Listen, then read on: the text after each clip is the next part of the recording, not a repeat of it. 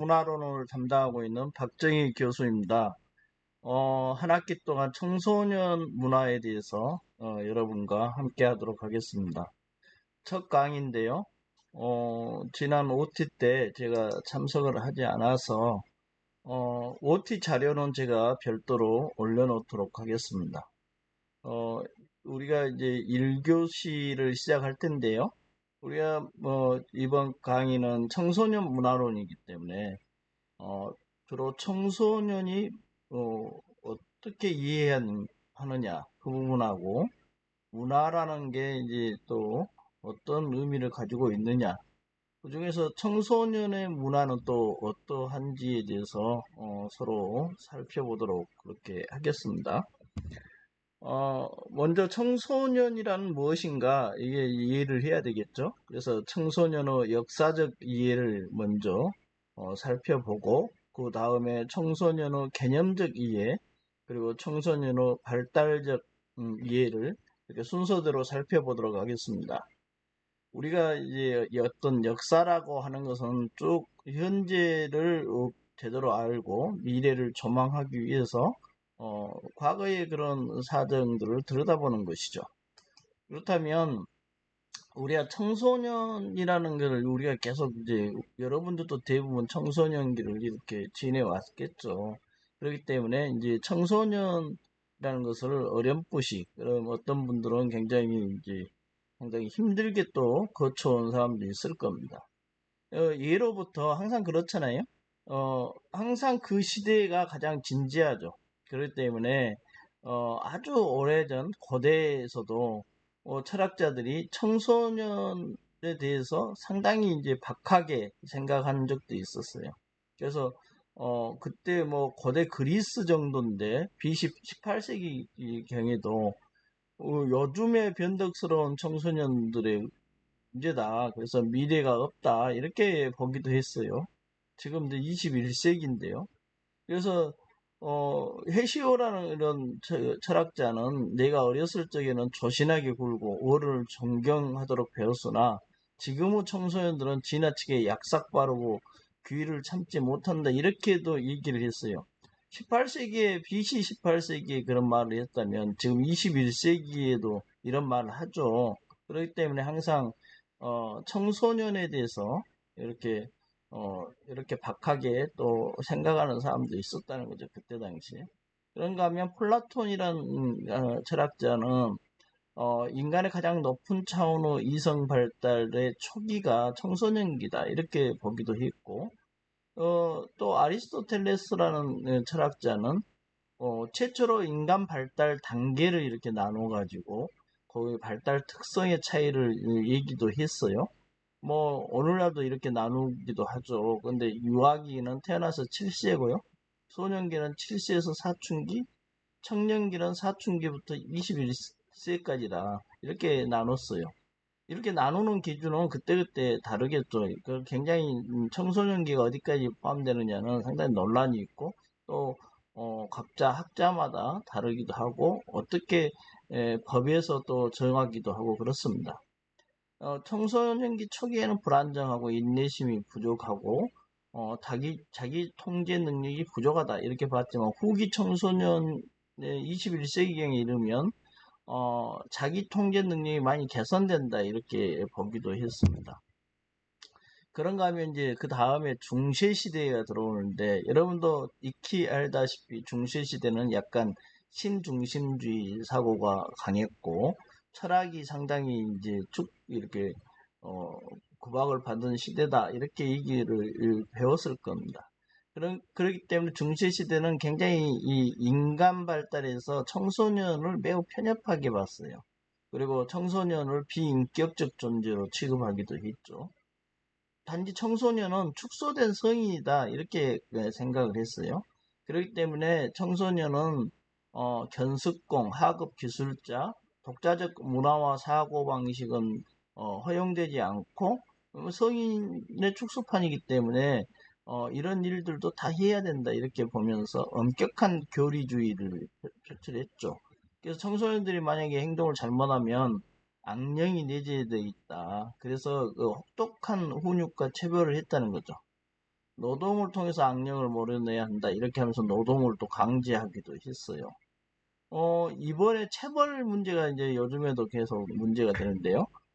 우리 가족법은, 여러분, 민법의 가족법은, 체벌권이 있었어요. 그런데 지금 없어졌습니다. 아예, 그래서 이제는 어떠한 이유로도 체벌을 하면 안 됩니다. 이걸 좀 알고 계시면 좋겠고요. 근현대 청소년으로 근대로 들어오면서 이제 신중심에서 인간 중심으로 넘어갔죠. 그러면서 로크라는 학자는 인간은 백지 상태이기 때문에, 그리고 인간의 본질은 이성에 있다. 이렇게 보면서 인간 중심적인 사고를 하게 됐고, 그 뒤에 루소라는 철학자는 인간의 본질은 감정에 있다고 이렇게 보면서 이게 청소년기 개념을 처음으로 이제 정립을 했는데요. 아동과 청소년이 성인과 동일하게 취급받아서 안 된다는 신념을 이 부분과 관련해서 약간 이제 이걸 달리 본 거죠. 축소된 성인이 아니고 독립된 인격체를 이렇게 보는 거예요. 이것은 상당히 루소가 제대로 청소년을 본 거죠. 지금도 이렇게 보지 잘 않는 경우가 많잖아요. 독립된 인격체로 봐야 됩니다. 그래서 이제 청소년기는 자기만의 가치와 장점을 정립하고 재탄생하고 제2의 탄생을 경험하는 시기다. 이렇게 보면서 청소년을 하나의 독립된 인격체로 봤다는 것이죠. 상당히 이제 진보적인 사고를 가지고 있었죠. 그런가 하면 이제 1844년에서 이제 1924년까지 산 스탠리 홀이라는 사람은 청소년 학을 이렇게 정립했다는 것이죠. 이분이. 그러면서 이분은 이제 크게는 찰스 다윈과 좁게는 이제 모건의 진화론의 영향을 받았는데요. 이게 청소년에 대한 생각을 상당히 깊게 정립했어요. 그리고 청소년을 포함해서 인생 발달 과정이 보통 인생 생애 주기라 하죠. 인간이 태어나서 죽을 때까지의 생애 주기는 반복으로 이렇게 진행된 전개된다. 이렇게 보면서 어, 폭풍과 열정 이런 말을 했어요. 그래서 청소년을 여러분도 많이 이제 들어봤을 텐데 청소년기는 야만인이 문명이 되기 위한 과정이다. 이렇게 보면서 질풍노도의 시기다. 이렇게 봤죠. 그런데 이 질풍노도의 시기라는 것을 이분이 이제 얘기가 했는데 나중에는 이게 좀 너무 오해의 소지가 있다. 이런 이제 나중에 그런 반성도 있어요. 그런가 하면 마가렛 미드라는 학자는 청소년들의 차이를 생물학적인 원인보다는 문화 환경적 요인이라고 이렇게 주장을 했어요. 그래서 상당히 진전됐죠. 생물학적인 원인만 본 게 아니고 문화 환경적 요인까지 봤다는 것이죠. 결국은 우리가 인간을 이렇게 이제 규정을 할 때 보통 인간은 생물학적인 측면과 또 심리적인 측면과 사회적 측면, 사회문화적 환경, 사회환경적 측면도 같이 고려해야 된다. 그래서 이것을 이제 인간이란 무엇인가를 보는데, 당연히 청소년들도 인간의 발달 단계 속에 있기 때문에 그 청소년도 문화 환경적 요인을 고려해야 된다. 이렇게 봤다는 것이죠. 그런가 하면 이제 우리가 서구와 미국 사이의 청소년 우리가 1890년, 1920년 근대에서 1990년대를 넘어오는 과정에서 미국에서 이제 여러 주가 있었잖아요. 그래서 거의 모든 주가 청소년 관련법을 제정을 했어요, 이때쯤. 그러면서 이제 1920년에서 1950년 1차, 2차 이런 대전들이 막 나오면서 청소년들의 복잡한 변화와 사회적 지위가 달라진다 이렇게 보고 1920년에는 쾌락주의를 추구하는 청소년들에게 1930년대는 대공황을 맞아서 상당히 이제 어렵게 됐다는 거죠. 그러면서 1940년 2차 대전은 그들의 삶을 위협하는 심각한 문제들을 발생시켰죠. 2차 세계대전이 1939년부터 1945년까지 이루어졌었죠. 그리고 1950년대 미국의 모든 주에서 16세와 18세, 20세 사이 청소년을 대상으로 특별법이 이제 제정을 해서 이때 이제 많은 대학 진학이라는 것을 많이 하게 됐죠. 그래서 1960년대 말에서 1970년대 초는 무슨 문제가 있었죠? 미국이 베트남 전쟁에 개입합니다. 베트남 전쟁은 원래 1955년부터 시작돼서요.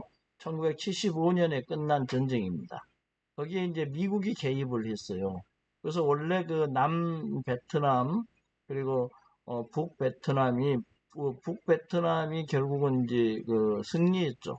그러면서 공산주의 세력이 승리하게 되고 미국은 1973년에 개입을 종료했습니다.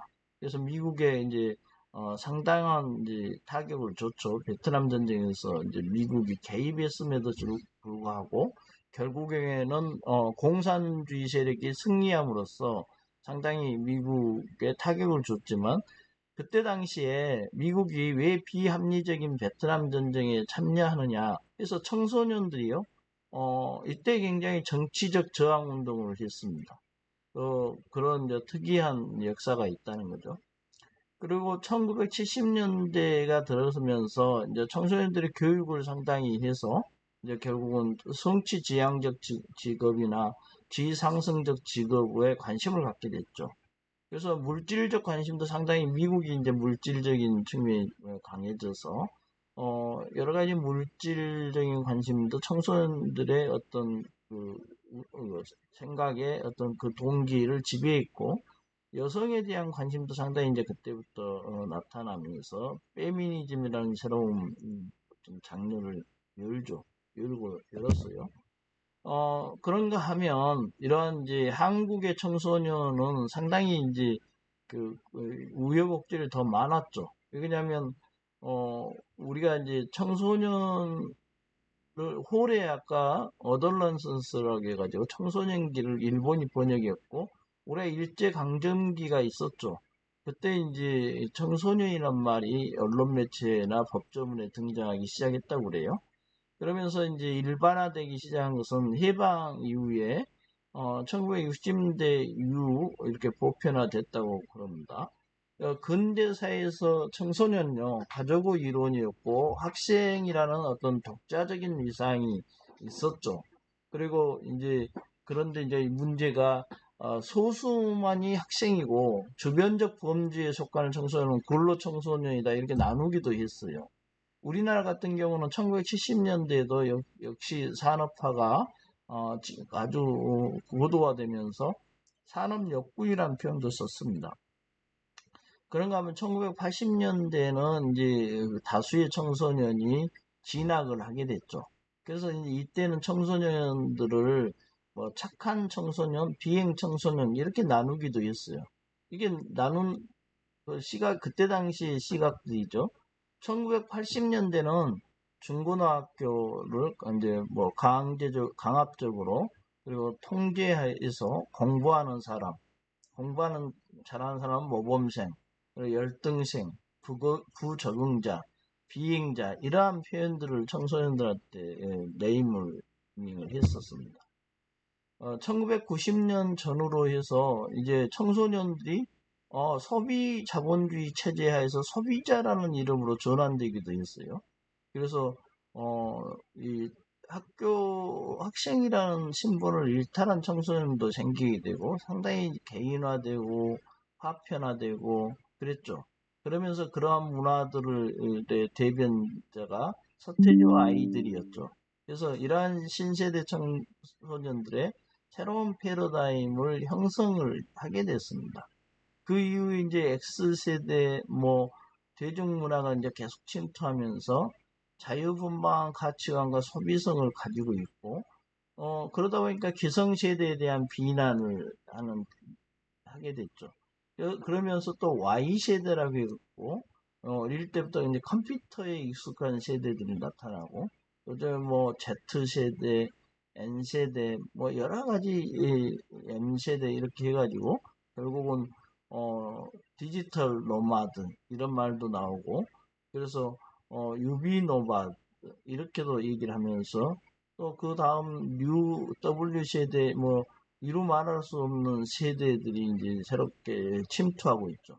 요즘에는 또 핵개인이라는 말까지 나오면서 핵가족보다는 더한 이제 1인 가구보다 더한 이제 개인의 그 나쁜 뜻이 아닙니다. 핵개인은 굉장히 주체적인 자기가 주인 의식으로 생각하는 핵개인이 또 나타나고 그러한 이제 여러 가지 이제 현상들이 나오고 있죠.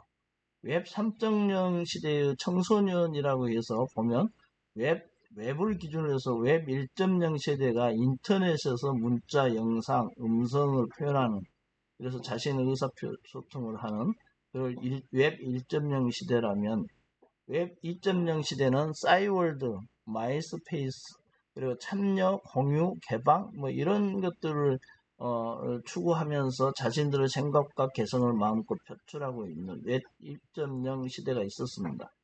웹 3.0 시대는 컴퓨터가 이제 정보 자원의 뜻을 이해하고 논리적 추론을 하고 이런 패턴을 추론해서 여러 가지 서비스를 제공하는데 어, 그 시멘틱 웹 기반의 지능형 웹이다 이렇게 이제 그 3.0 시대를 표현하면서 특히 스마트폰도 시대로 돌입했죠. 지금은 모두가 스마트폰을 들여다보고 있죠. 모바일의 시대다 이렇게 보는 거죠. 그러면서 이제 우리가 핵개인 아까도 얘기했지만 우리가 이렇지 않습니까? 어떤 기술이 발달하면 4차 산업혁명 시대가 이렇게 기술이 고도화되면 그걸 가지고 새로운 사회를 추동합니다. 그럼 그 사회가 첨단 사회 환경이 되죠. 우리가 환경 속의 인간이잖아요. 그러면 그 첨단 사회 환경 속에서 적응해가며 사는 신인류가 다시 나타나죠. 그러니까 핵개인이라고 이렇게 명명도 하는데 완전 주체적이고 독립된 자기 결정권을 가진 인간형이다. 이렇게 어, 이렇게 좀 개념 정의할 수 있습니다.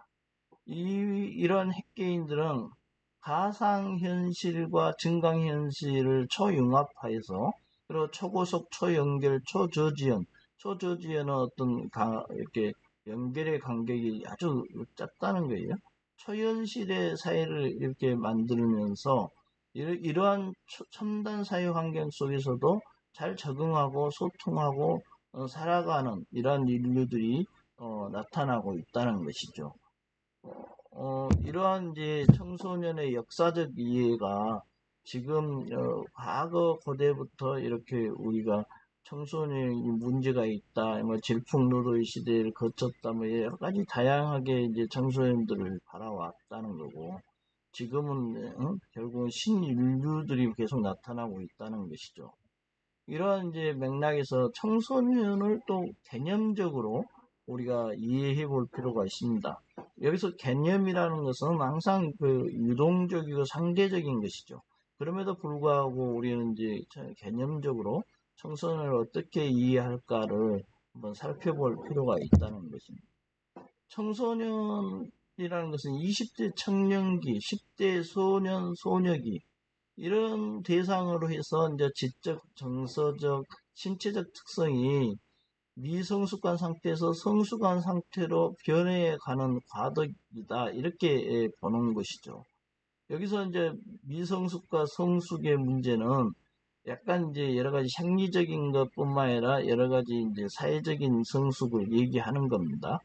우리가 이제 인간 발달 과정에서 여러분 성숙됐다는 의미는 어떻게 보면 나중에는 퇴행이 된다는 의미도 들어가 있어요. 그런 이제 신체적, 생물학적으로는 퇴행도 들어가 있는 겁니다. 정신적으로 성숙했다는 것은 어떤 이제 어떤 바람직하고 긍정적인 영역에서 여러분들이 생각하지만 이 성숙이라는 개념은 이 발달 과정에서 생애 주기 입장에서는 나중에는 신체가 성숙돼간다는 의미는 늙어간다는 의미입니다. 그런가 하면 여기서 성숙은 이제 과도기적인 이제 성장의 성숙을 의미하는 거겠죠.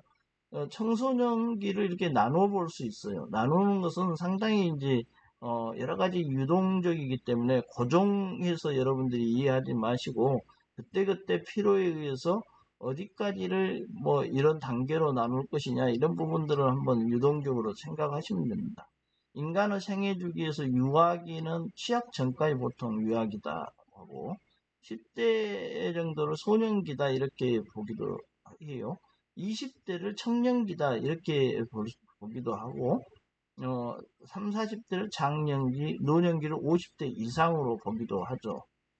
이렇게 이제 이것은 어느 정도 그렇게 단계를 나눠놨다는 거고, 그렇다면 생애 주기에서 청소년은 소년기와 청년기를 통틀어서 부르는 개념으로도 볼 수 있어요. 청소년이니까 청년기, 소년기 이렇게 볼 수도 있다는 거죠. 학문적으로 청소년의 개념은 단순한 일정 연령 구분 이상의 의미를 가지고 있죠. 이거 나눠서 그 발달 단계 특징, 그리고 우리가 특징을 알면 거기에서 수행해야 될 과업을 알고 그 과업에 미치지 못하면 사회복지적 개입을 한다. 이게 거의 삼박자처럼 여러분들이 이제 이해해야 됩니다. 어떤 인간 발달 단계는 어떤 특징이 있어요. 그 특징을 어떤 그 특징에 따라서 어떤 과업이 또 있죠. 그때그때 과업을 수행하지 못하면 그것이 지체되기도 하고 나중에 문제화되기도 하고 그렇습니다. 그래서 그걸 제대로 과업을 미성취한 경우에는 반드시 후과가 나오죠. 그렇기 때문에 개입의 문제가 있고 그것이 사회복지적인 개입이 뒤따른다. 이렇게 이제 우리가 이해를 하기 때문에 학문적으로는 청소년기도 상당히 중요한 그 의미 부분에 문제가 있다는 것이죠. 그래서 누구에게나 있는 인생 발달의 한 단계라고 해서 사회적으로 모든 사람이 인정받으며 성장한 것은 아니었다. 이렇게 보는 것은 그때의 특성에 맞는 청소년기의 특성이 있는데 그것을 제대로 과업을 성취하지 못함으로써 인해서 그 시기가 일종의 누락되거나 그 시기를 제대로 소화하지 못함으로써 나중에 반드시 그 후과가 나온다는 것을 의미하는 것이죠. 우리가 청소년에 대한 개념을 여러 가지로 접근할 수 있는데 인간 발달 단계에서 신체적, 정신적으로 급속한 변화가 일어나는 시기다. 라틴어에서 퓨버타스라고 해가지고 꽃 피우다라는 의미가 있는데 사춘기다 이렇게 보면서 생물학적 의미로 이렇게 받아들이기도 합니다. 그런가 하면 사춘기를 포함한 전체적 변화의 시기다 해서 어덜런스라고 해서 성장하다, 성숙하다, 아까 성숙하다는 의미를 가지고 있다. 이것은 약간 심리적으로 우리가 성숙됐다 뭐 이런 얘기를 쓰잖아요. 그래서 심리적 의미를 가지고 있다. 이렇게도 보기도 합니다. 그런가 하면은 청소년들만의 유스라고 해서 청소년들만의 독특한 사회적 문화적 의미를 담고 있는데 이게 이제 청소년의 자율성, 책임성, 권리, 참여, 시민성은 독특한 문화적, 사회적 의미를 강조하기도 하죠. 근데 이러한 강조는 그때 이 청소년기에 이렇게 이런 것들을 처음 접하고 얻었다 이런 의미에서 독특하다는 것이지 이런 의미들은 그냥 우리가 성숙한 인간이 되면 당연히 가지고 있거나 당연히 함양해야 될 내용으로 우리도 보고 있는 것이죠. 성인들이요. 그래서 이제 청소년의 개념적 이해를 우리가 이제 보고 있는데 우리가 그렇죠. 청소년기는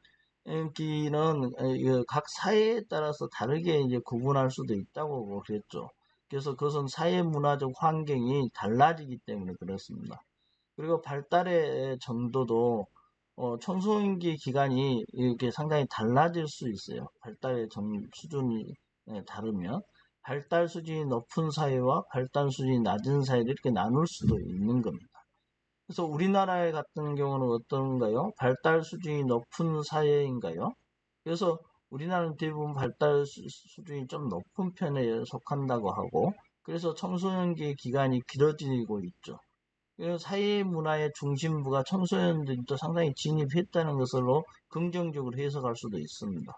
그래서 이제 각 학문 분야, 우리나라 법령에서도 청소년기에 대해서 아주 다양하게 정의를 하고 있어요. 그래서 이렇게 천편일률적으로 파악되고 있지는 않습니다. 그래서 1교시는 이제 이 정도로 마치고요. 여러분들이 이제 그 청소년이라는 것에 대해서 아까 질풍노도적인 것이 이제 상당히 특징화된 거냐, 아니면 그것이 상당히 일부인데, 그래서 오해의 소지가 있는 것이냐, 이런 부분들을 여러분들이 한번 생각을 해 보시기 바랍니다.